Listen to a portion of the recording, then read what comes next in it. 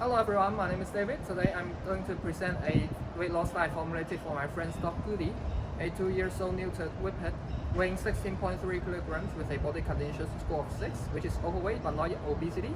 Obesity is the most common disease affecting dogs. It can have a negative impact on their health, including decreasing quality of life, obesity, metabolic derangement, respiratory dysfunction, and many more. Obesity treatment besides veterinarian include increasing exercise and formulating a diet specific for weight loss.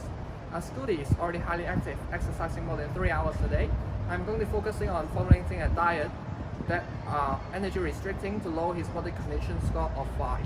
This is the diet composition on a dry matter basis. As you can see, the dry matter intake was well within the predicted range, and that the composition of high protein, high fiber was chosen because it increases satiety more than a high protein or high fiber diet only, shown by decreased voluntary intake. Even the long-term effect is not proven.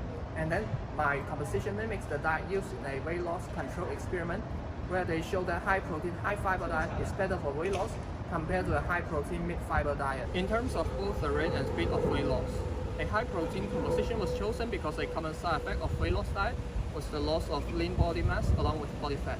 This is not ideal as Goody needs muscle to run. A high protein, low starch diet could mitigate this effect. Fiber was included because it not only increases satiety but also reduces appetite, especially for viscous fiber, where the reduction rate was at 0.41% per gram of fiber, and a reduction of 2.6% in energy intake was shown in a study with fiber supplementation. Therefore, fiber was ideal to include in the diet to reduce the voluntary energy intake. The target calorie intake should be 1,419 calories. After adjusting for Goody's body condition score of 6 according to the Pet Diet Designer website, the actual target intake should be 1,291 calories, which is about the same as my dietary calories. Black bean was chosen for the diet because it contains high quality protein, dietary fiber, low glycemic index, and abundant minerals and vitamins such as folate, zinc, iron, and magnesium. It can also lower LDL, HDL, and triglycerides.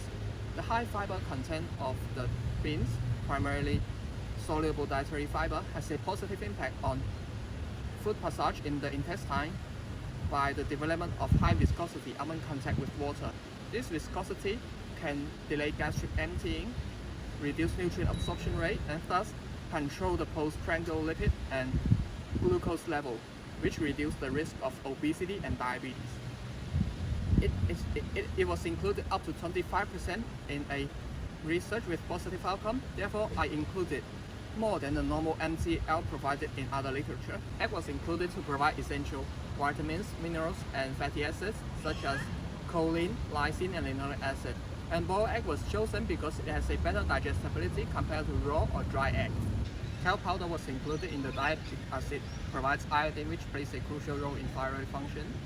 And herring and canola oil was provided to provide the correct EPA to DHA ratio, as well as AL to ALA ratio.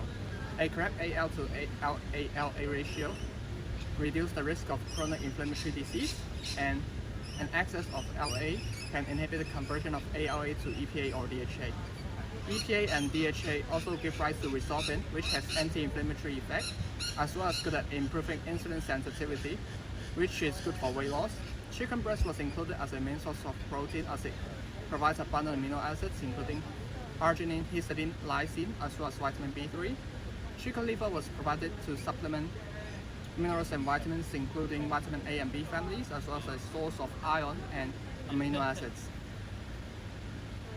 Vitamin mix was provided to provide the correct calcium to phosphorus ratio, as the function and metabolism of phosphorus was closely related to that of calcium, and it has an important role in ATP synthesis, nucleic acid formation, phospholipid synthesis, which plays a crucial role in the cell membrane, in addition to its role in bone health. A correct phosphorus to calcium ratio could ensure the proper bone growth in young dogs, as well as maintaining a healthy metabolism at all ages. Flaxseed was included because flax has the potential to increase skin and coat quality, increase immune status, as well as increase LAED and DHA concentration in plasma lipid of dogs. This is the table for amino acids. As you can see, they all meet the requirement shown by the positive balance. However, there's no official MTL available. Taurine is not required to supplement, as dogs can synthesize them endogenously through cysteine and methionine. Biotin is not required to supplement when there's no raw egg white in the diet according to NRC. A high lysine proportion was beneficial as it increased the lysine to calories ratio as well as amino acids. This improved amino acid concentration for protein deposition, preserve lean muscle, and mobilize fat. This is a table for mineral, vitamin, and fatty acids. As you can see, all of them meet the requirement shown by the positive balance, and they are all within the MTL range.